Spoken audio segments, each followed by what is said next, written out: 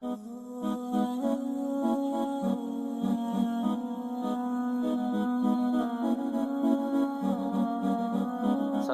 warahmatullahi wabarakatuh. Waalaikumsalam warahmatullahi wabarakatuh. Alhamdulillah, pada malam hari ini kita masuk ke dalam pembahasan surah Al-Falaq. Surah Al-Falaq ini adalah termasuk surah Makkiyah. Apa itu Makkiyah? Itu surah yang diturunkan kepada Rasul sebelum Nabi Muhammad SAW berhijrah ke kota Madinah Al-Munawwarah. Dan surah ini juga disebutkan dengan surah Al-Ma'uzatain. Apa yang dimaksud dengan Al-Ma'uzatain? Yaitu dua yang berta'awuz. Ketika Rasulullah SAW pernah disihir oleh orang Yahudi. Nabi Muhammad SAW pernah disihir oleh orang Yahudi. Nenek-nenek. Kemudian ini menunjukkan kok bisa Nabi Muhammad kena sihir. Kan ada yang menyangkal bahwasanya Nabi Muhammad tidak pernah kena sihir. Pernah kena sihir Nabi. Makanya ketika itulah Rasulullah SAW diruqyah. Sama siapa? Malaikat Jibril. Dengan menurunkan dua surah. Yaitu surah Al-Falaq dan surah An-Nas. Makanya dikatakan Al-Falaq dan surah An-Nas ini adalah surah Mu'awwizatain. Ya, Mu'awwizatain yaitu dua yang berta'awuz, berlindung kepada Allah Subhanahu wa taala. Maka malaikat Jibril pun meru'yah. Apa itu raqa-raqi? Maksud dengan ruqyah itu dalam bahasa Arab, ar-raqa itu artinya mantra. Bukan rokok ya. Raqa yarqi. Itu artinya mantra. Tetapi yang dibaca di dalam meruqyah seseorang yang terkena sihir itu adalah bacaan Al-Quran. Sebagaimana di sini Rasulullah SAW diruqyah oleh malaikat Jibril alaihissalam. Ya, ketika beliau dikena sihir oleh orang Yahudi. Ya. Hina saharathu al-Yahud. Nah, di sini dalam Zam' ibn Mas'ud anahma du'aun ta'awaza bihi. Karena isma Rasulullah SAW ya'uzul Hasan wal Husain radhiyallahu anhuma bihima. Jadi Rasulullah SAW pernah berta'awuz dan membacakan kepada Hasan dan Husain ini dua surah ini. Ya. Dua surah ini. Jadi kalau ada yang kena jin, misalnya masuk dia kena jin, kita baca aja dua surah ini. Kita baca dua surah ini. Tapi kok sekarang kita baca dia malah jinnya pula yang bacain balik. Kok bisa seperti itu? Nah, itu terjadi karena kita yang jarang baca. Nggak pas bacaan kita juga nggak pas. Sehingga salah bacaanmu katanya. Pakai ini bacanya kata si jin. Mana dibantunya pula? Nah, berarti kita yang salah, bukan bacaannya. Kadang-kadang ada kayak gitu. Pintar lagi pula jinnya. Balawa yang kabur. Nah, jadi disebabkan mungkin karena kita nggak bacaan dari surah Al-Falaq kita, ataupun kita jarang juga membaca dan mewiridkannya. Ya. Kan kita selalu baca ini, itu dalam zikir pagi dan petang. Disunahkan membaca Al-Ikhlas 3 kali, Al-Falaq 3 kali, dan An-Nas 3 kali. Maka insya Allah akan terlindung dari segala sihir, hasad, iri dengki hati, dan sebagainya. Nah, kita di dunia ini nggak tahu. Kita ada usaha, ada orang yang iri, ada orang yang apa, macam-macam. Ya, makanya kita mewiridkan bacaan ini, surah Al-Falaq. Ya. Baik, apa kandungan isi dari surah Al-Falaq ini? Pertama, Bismillahirrahmanirrahim. Qul a'udzu birabbil falaq. Ini disampaikan, katakan kepada Muhammad. Qul, wahai Muhammad, katakanlah. A'udzu, aku berlindung kepada Allah, birabbil falaq. Yaitu dengan Tuhan yang menguasai masa falak. Masa falak itu waktu subuh. Waktu subuh. Kenapa dikatakan qul a'udzu birabbil falaq?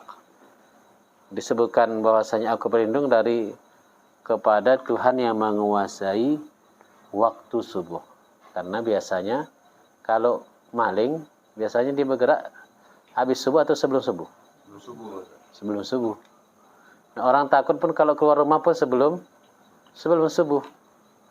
Kenapa? Macam-macam lah yang takut, jin lah, genderuwo, kuntilanak, pocong dan sebagainya. Melewat situ ada pocong di situ loh katanya. Takut melewat. Enggak berani. Tolonglah ke mandi dulu. Enggak berani. Mau ke kamar mandi juga enggak berani. Padahal di rumah sendiri.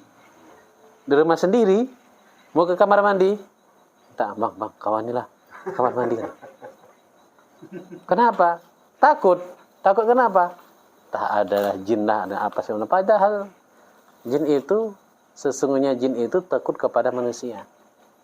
Makanya di dalam surah Al-Jin disebutkan, annahu kana rijalun minal insi ya'uzuna birijalin minal jinni fazaduhum rahaqa. Bahwasanya ada segolongan dari bangsa manusia ya'uzuna birijalin minal jinni. Mereka meminta perlindungan kepada sebahagian golongan dari bangsa jin. Maka bertambahlah kesesatan mereka. Kok bisa-bisanya pula minta kepada bangsa jin? Makanya kalau dia yang bisa kebal, ditusuk, gak mempan, dan lain sebagainya. Ilmu segala macam santet dan lain sebagainya itu. Kalaulah pada masa Nabi ada ilmu kebal, misalnya Nabi pakai ilmu kebal itu. Tapi ternyata Nabi ketika perang juga terluka. Nabi kan terluka, pakai baju besi, pakai baju perang. Tapi Nabi juga terluka. Tapi kenapa Rasulullah SAW kalau dulunya ada ilmu kebal dan boleh menggunakan ilmu kebal, Nabi tidak pakai? Karena itu tidak diajarkan dalam ajaran Islam. Itu tidak diajarkan dalam ajaran Islam. Itu berarti itu adalah dengan bantuan jin. Bantuan jin. Maka di sini Allah sebutkan al-falaq di waktu subuh, waktu fajar. Disitulah banyak segala macam ujian, cobaan. Ujiannya banyak macam-macam. Kalau kita membangun subuh, dah bangun pun agak susah. Dah bangun, dah jam 4 bangun. Nantilah, bentar lagi lah. Kemudian 4:30 bangun, bunyi lagi. Bentar lagi tanggung. Dah azan, masih azan belum qomat.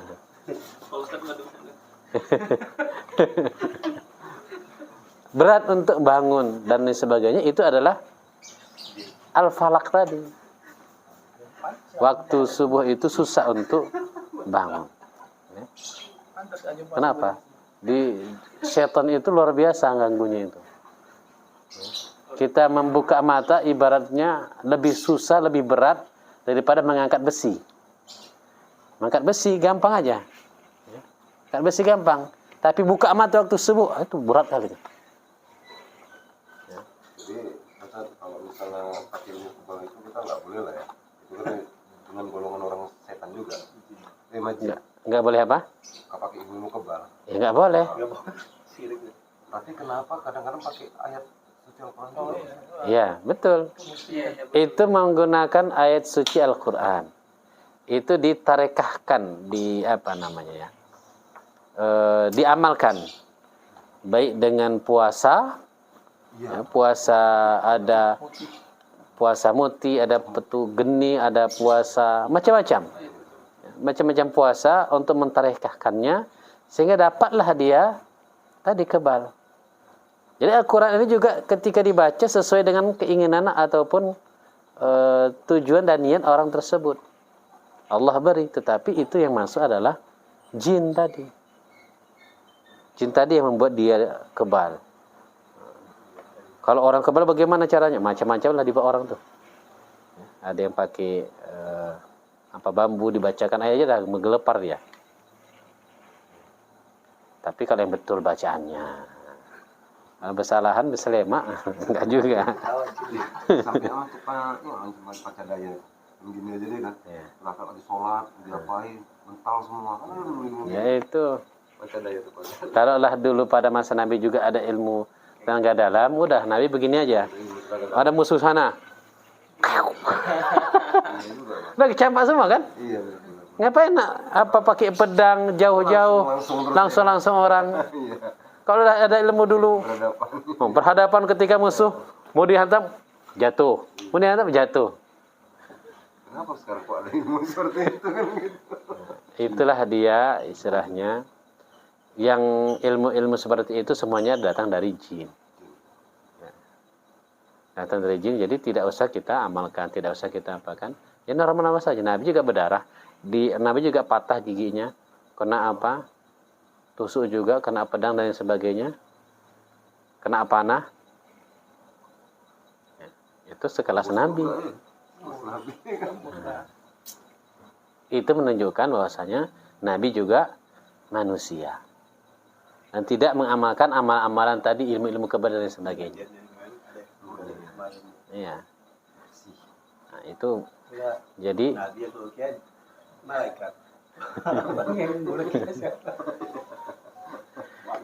jadi kita berlindung kepada Allah dari segala macam kejahatan, keburukan, kegelapan dan lain sebagainya. Jadi Al-Falaq itu menggambarkan sisi kegelapan. Ya, menggambarkan sisi kegelapan. Min syarri ma khalaq, dari kejahatan makhluk yang dia ciptakan. Jadi bukan hanya manusia saja yang Allah ciptakan di dunia ini. Ada berbagai macam makhluk. Ada berbagai macam makhluk. Yang terutama itu ada 3. Yang pertama adalah malaikat. Kalau dia malaikat, la ya'sunallaha ma amarahum wa yaf'aluna ma yu'marun, tidak pernah bermaksiat kepada Allah. Namanya juga malaikat. Dan yang mengajarkan sihir itu malaikat. Yaitu dari siapa yang mengajarkan? Azazil, iblis. Yang mengajarkan sihir itu malaikat. Siapa namanya? Namanya Harut dan Marut. Malaikat Harut dan Marut. Makanya kata Allah dalam surah Al-Baqarah, wa ta'allamuna minhuma ma yufarriquna bihi bainal mar'i waz zawjih. Dan mereka orang-orang ketika zaman Nabi Sulaiman belajar kepada Harut dan Marut bagaimana memisahkan antara suami dan istri. Jadi kalau setan itu istilah kata, kalau setan bisa menggoda orang enggak sholat, masih setan biasa kecil. Menggoda orang itu mabuk, masih biasa setan kecil. Menggoda orang bisa berzina, masih biasa. Tetapi yang luar biasa, setan yang dah kepala-kepala yang dibangga-banggakan, itu adalah setan yang bisa memisahkan hubungan suami dan istri. Cerai. Kenapa? Bukan. Kenapa orang setan yang bisa memisahkan antara suami istri ini adalah setan yang dia pangkatnya tinggi, dapat titel istilahnya? Karena dari situlah mulai setan bisa menggoda anak Adam. Ketika terjadi broken home. Ketika terjadi broken home, suaminya jajan di luar, anaknya centang perenang entah kemana, mabuk dan lain sebagainya, ekstasi. Dari situ. Jadi semuanya bisa dikuasai dia. Kalau satu keluarga itu sudah pecah, tidak ada harmonisasi antara suami istri. Anak juga terbengkalai, dia sibuk dengan segala macam. Jadi dari situlah setan mulai menggoda. Yaitu wa tafarraquna bihi bainal mar'i wa zawjih. Yaitu yang bisa memisahkan antara hubungan suami dan istri. Makanya perlu ada harmonisasi suami istri. Jangan kerja aja sekali-kali dibelah.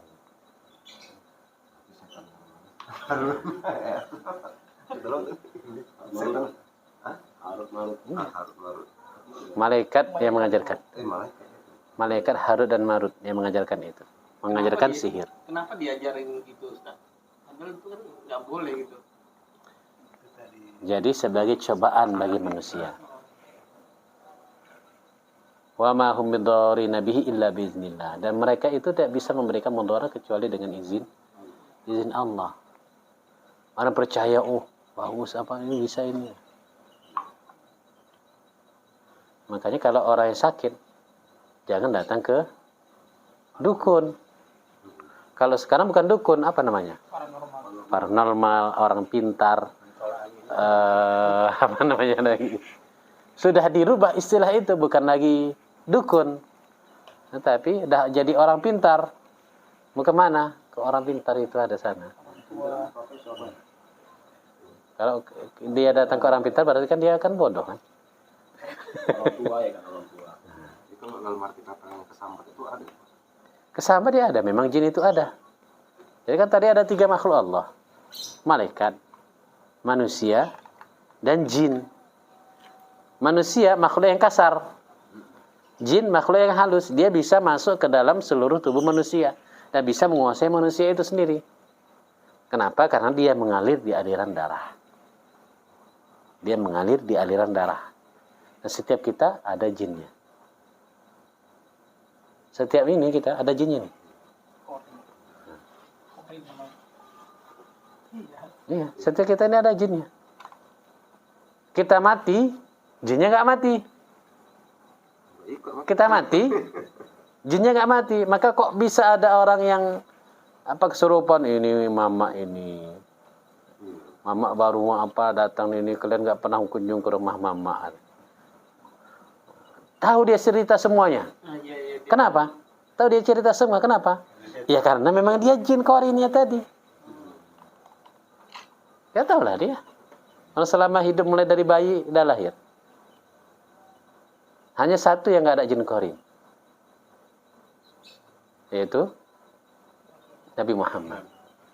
Nabi Muhammad ketika kecil sudah dibelah dadanya, kemudian dibersihkan.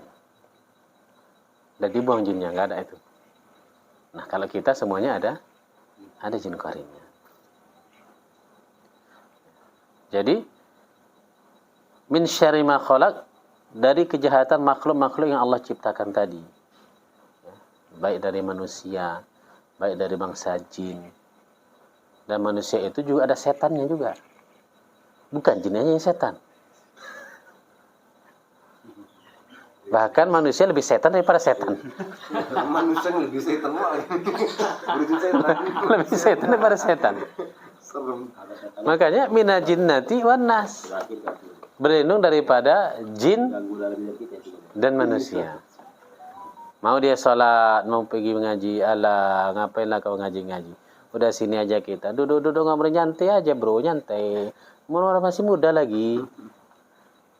Berarti itu setan. Mau ke masjid kita, alah ngapainlah kita ke masjid.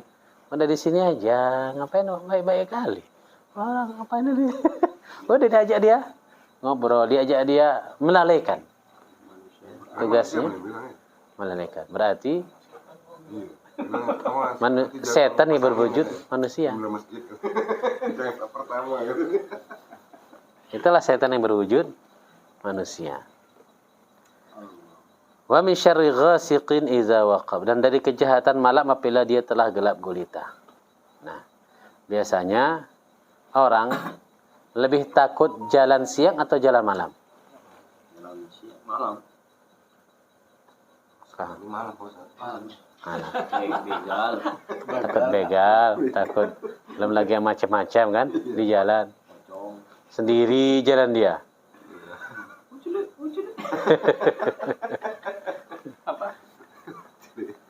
Kalaulah misalnya disuruh kita jalan sekarang sendiri, jalan ke kuburan Sukamaju. Kira-kira berani nggak? Maaf dulu Pak Ustaz. Terang sekali.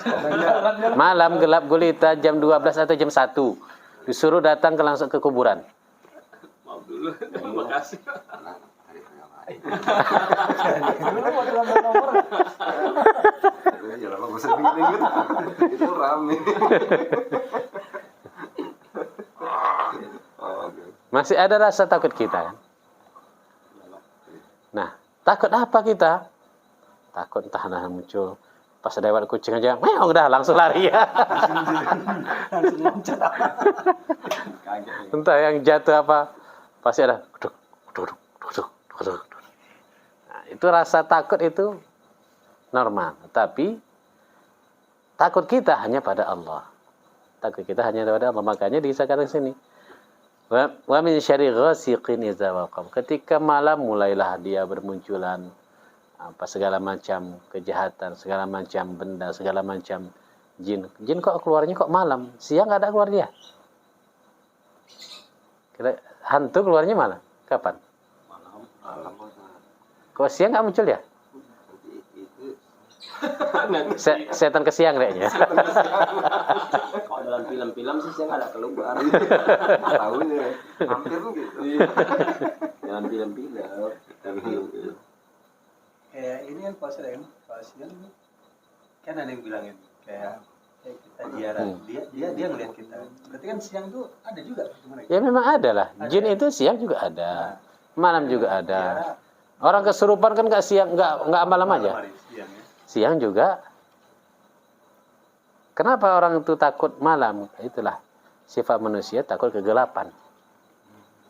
Sifat manusia takut kegelapan. Di dalam kubur nih. Apalagi di alam kubur yang gelap. Baik dari itu tadi muncullah yang tadi begal, dia nggak mungkin nggak berani begal itu keluar siang-siang, bisa dihajar orang. Nah, malam-malam dia itu min syarri ghasiqin idza waqab. Jadi dari kejahatan malam apabila telah gelap gulita. Dan ini bisa kita baca kalau kita takut nanti di jalan ini baca aja nih surah Al-Falaq. Kemudian ayat yang keempat wa min syarrin naffasati fil 'uqad, dan dari kejahatan perempuan-perempuan penyihir yang meniup pada buhul-buhul talinya.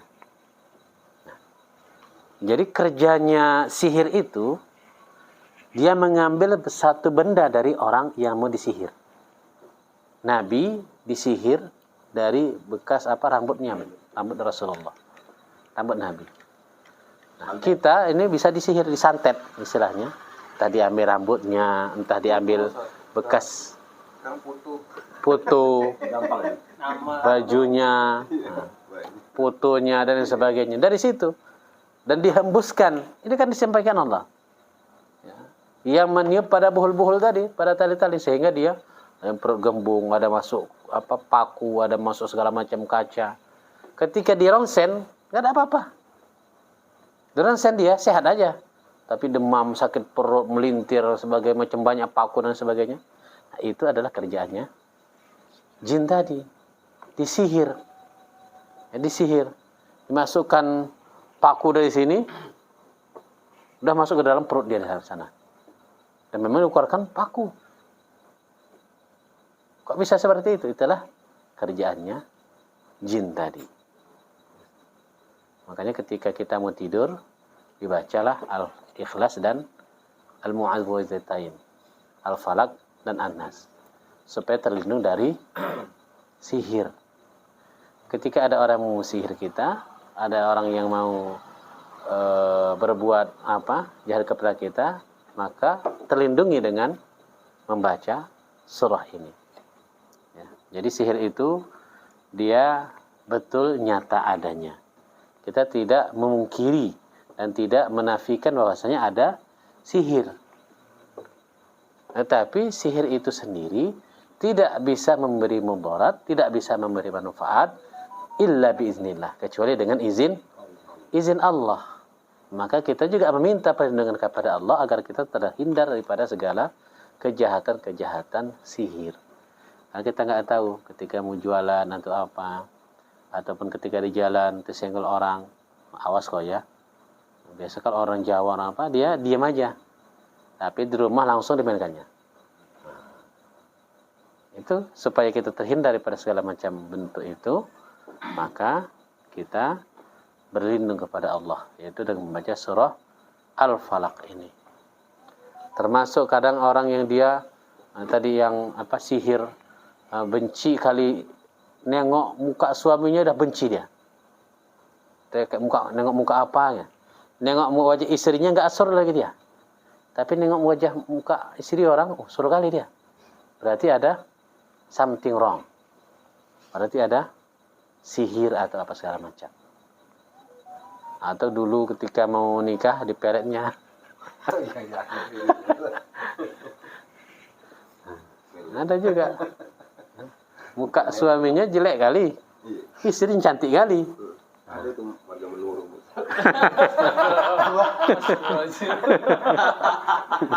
Manurung, apa manurung kan? Tapi jangan kita menuduh. Tengok muka mak cantik kali istri. Tengok muka suaminya, kayak hancur. Kayak terbelanggar. Nah, kita tuduh pula itu ya.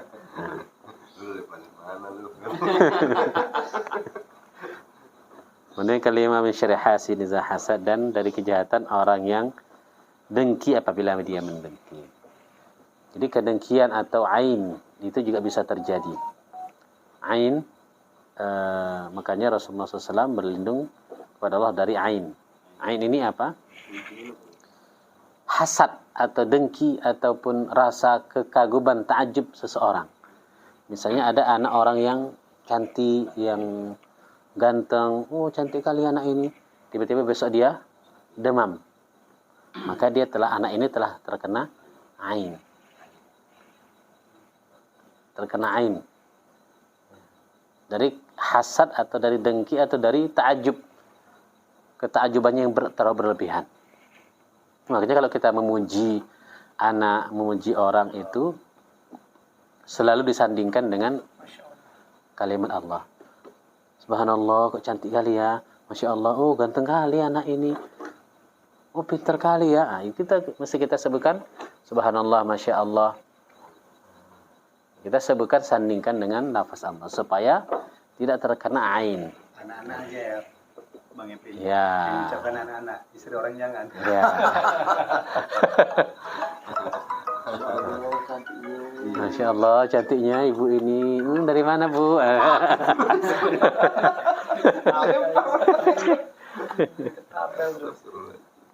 Jadi situ hasad, orang yang menghasad itu termasuk kedengkian. Karena kita tidak tahu. Kita tidak tahu ketika kita bergaul dengan orang dan sebagainya, padahal dia menyimpan rasa dengki, rasa iri. Kok dia hidupnya kok gitu, aku ini susah. Ada rasa dengki dia. Ada ghil. Makanya kita berdoa, wala tajal fi qulubina ghillan lil ladzina amanu. Ya Allah, jangankanlah masukkan ke dalam hati kami rasa ghil.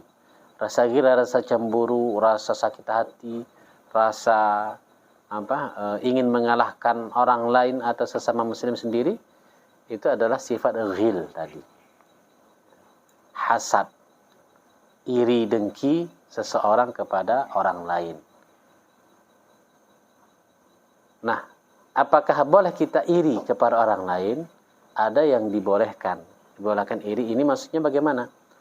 Ada iri, sifatnya itu ada 4. Yang pertama, seorang iri dia dan dia ingin orang itu tidak mendapatkan nikmat itu, walaupun dia nggak dapat.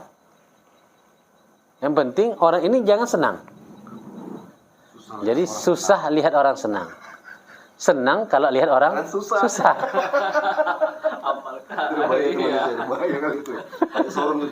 Tengok orang senang.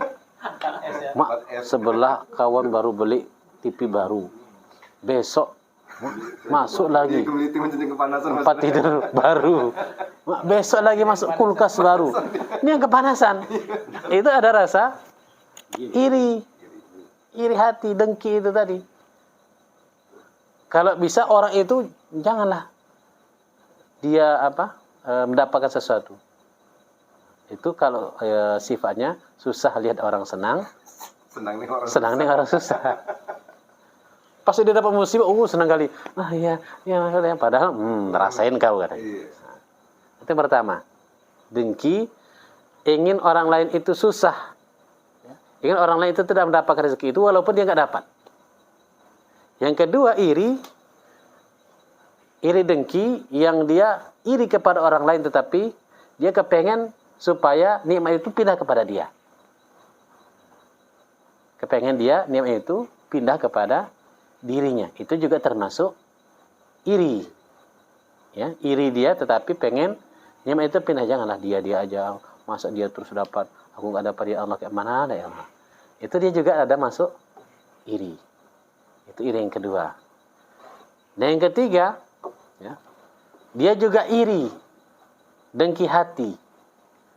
Dengki hati, maksudnya di sini adalah ketika orang itu mendapatkan nikmat, ketika orang itu mendapatkan nikmat, maka dia kepengen orang itu tidak mendapatkan kenikmatan itu. Tidak mendapatkan kenikmatan itu, dia diberikan kesusahan oleh Allah, dan dia diberi kesenangan, dipindahkan kesenangan itu kepada dia. Dan yang keempat ini adalah orang yang iri, ya. Iri melihat orang yang tetapi tidak menghilangkan nikmat itu dan dia mendapatkan nikmat juga tersebut. Jadi ada 4 golongan termasuk iri. Karena kalau kita tengok orang dapat nikmat kan ada rasa cemburu, ada rasa iri. Itu adalah sifat manusia. Sifat manusia seperti itu, kepengen dapat kenikmatan itu. Yang mudah-mudahan kita dihindari dari sifat-sifat iri tersebut. Jadi kalau misalnya iri untuk kebaikan nggak apa-apa, Bang? Nah, ada 3 yang boleh kita iri. Pertama, kepada dermawan. Dermawan, dia kaya, tapi dermawan. Berbagi. Itu boleh kita iri. Maksudnya iri yang keempat tadi. Supaya kita bisa seperti dia. Supaya kita bisa seperti dia.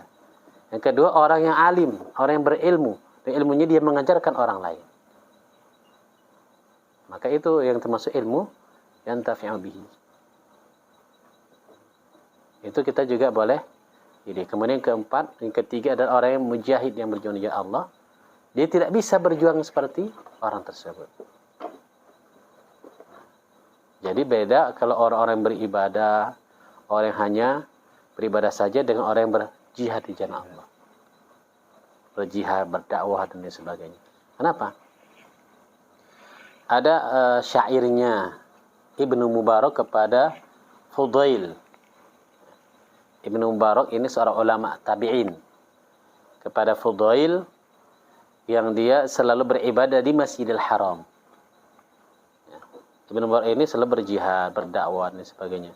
Sedangkan Fudail ini dia menyibukkan dirinya dengan ibadah dirinya sendiri.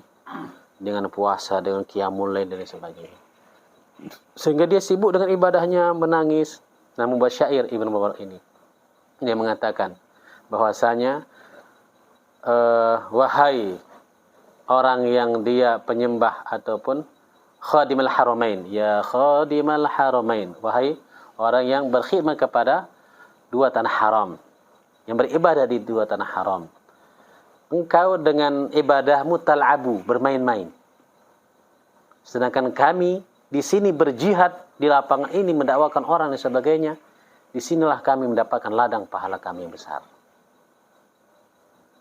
Ini diingatkan oleh Ibnu Mubarak bahwasanya bukan hanya ibadah saja, tetapi tetap ingatkan orang, memberi peringatan kepada orang, mengajarkan orang lain. Itu adalah ibadah yang paling besar di sisi Allah Subhanahu wa taala. Allah a'lam bishawab. Ini tadi surah kajian kita dalam surah Al-Falaq. Bila ada pertanyaan silakan. Tadi kan saya katakan semua itu aja izin Allah Subhanahu wa taala. Ya. mau senang mau susah kita dapat dari Allah SWT. Dengan cerita tadi Mubad dengan Fudail tadi, berarti ini Allah berkehendak membuat Fudail ini cuman berkhidmat saja gitu. Karena kan Allah nih berkehendak sama Fudail ini kau khidmat aja di ini kan Masjid. di masjid. Ya. Ya kan dipisahnya apakah salah, apakah kemat Iya. kan gitu kan? Ya. Nah, jadi ibadah itu bukan hanya ibadah mahdhah kepada Allah. Jadi ada menyeimbangkan antara ibadah ubudiyah kepada Allah dengan hablum minallah dan hablum minannas. Konsepnya itu dua. Dia garis vertikal dan juga horizontal. Nah, Fudail ini hanya dia memiliki hubungannya dengan Allah saja. Manusia dia tidak urus. Orang yang dia nggak urus. Yang penting dia ibadah aja. Siang dia ibadah, malam ibadah, sibuk dengan ibadahnya saja. Sedangkan orang lain, ulama yang lain dia mengajarkan, dia ikut berjihad, meluaskan ajaran Islam. Dia tidak mau ngambil peduli itu.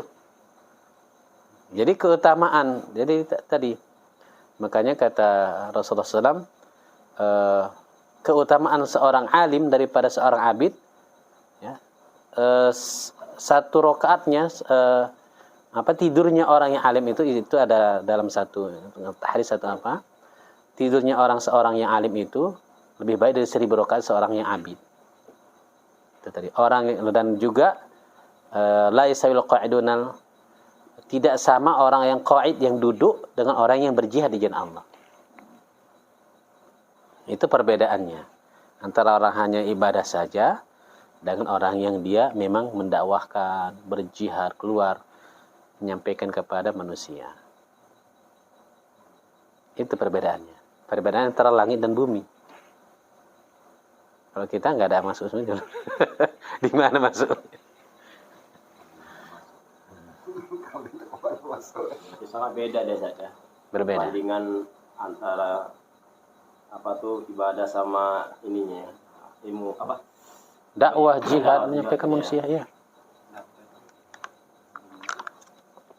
Kalau mengajak orang lain, terkait ini tadi Ustaz, ayat-ayat ruqyah tadi kan, ya. 3 kul itu atau juga bisa ayat kursi gitu kan kebanyakan orang itu percaya bahwasanya ayat-ayat ini akan mengeluarkan jin dari tubuh manusia. Padahal yang mengeluarkan itu kan bukan ayat-ayat, tapi Allah. Bismillah aja kita bicara, Allah ucapkan, kita bacakan, ketika kita berserah diri kepada Allah, insya Allah dengan izin Allah itu keluar.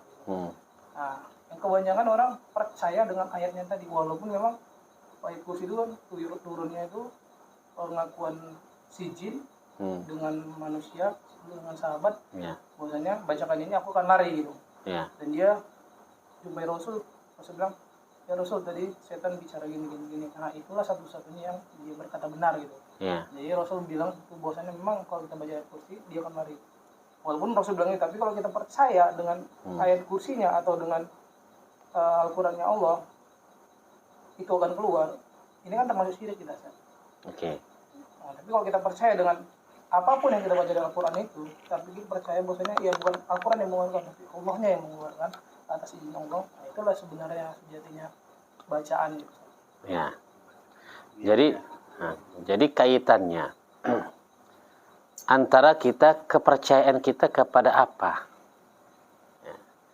Makanya di dalam Nabi Isa dikatakan Allah Subhanahu wa taala bisa menghidupkan orang yang mati. Tetapi disebutkan di situ biiznillah, dengan izin Allah. Al-Qur'an itu sendiri juga kita Allah berikan itu adalah merupakan firman Allah dan berbeda dengan perkataan-perkataan yang lain. Misalnya kita suruh, keluar, jin, keluar kau. Beda dengan kita baca bismillah ataupun ayat kursi. Itu tidak sama antara lafaz bacaan kita ngomong dengan ayat Al-Quran. Kenapa? Ayat Al-Quran itu adalah dari Allah. Jadi dengan wasilah bacaan kita tadi, itulah sehingga Allah beri kemampuan dan sehingga jin ini keluar. Dan dia pun misalnya, kalau misalnya tadi kita baca ayat kursi, bisa jadi jinnya nggak keluar. Orang lain baru datang dia baca bismillah aja bisa keluar jin itu. Kenapa? Ya karena kedekatan dia dengan Allah. Mungkin dia telah terbiasa dengan apa?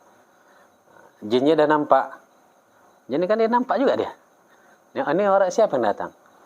Tengoknya, Allah, jin kau pun masih di bawah aku katanya. Makanya dukun-dukun itu kan. Tengok kalau jinnya di atas pangkatnya lebih tinggi, nah baru dia lari. Tinggi kau. Tengoknya, Allah, jin kau jin bawahannya katanya. Langsung lari apanya itu, dukunnya itu, nggak berani. Nah, jadi maksudnya di sini adalah bacaan Al-Quran itu adalah diberikan Allah Subhanahu Wa Taala berbeda dengan bacaan yang lain. Tetapi ini adalah sebagai wasilah, sebagai perantara, ya, bacaan kita sebagai perantara sehingga Allah memberikan kesembuhan dengan orang. Kita baca Bismillah, baca Al-Fatihah, bisa sembuh luka dan sebagainya, itu Allah beri. Kalau kita doa, maka Allah kasih. Baca Fatihah kita, bacakan air, sembuh penyakit, bisa. Asal kita yakin, keyakinan kita itulah dengan Fatihah ini maka Allah sembuhkan. Sama dengan obat. Obat kita yakin ini menyembuhkan. Padahal ini adalah sebagai hanya wasilah. Makanya kata Allah, ana inda zonni abdi bi. Aku sesuai dengan prasangka hambaku. Kalau dengan obat ini sembuh, maka insya Allah Allah sembuhkan. Dengan ayat Al-Quran ini sembuh, insya Allah Allah sembuhkan.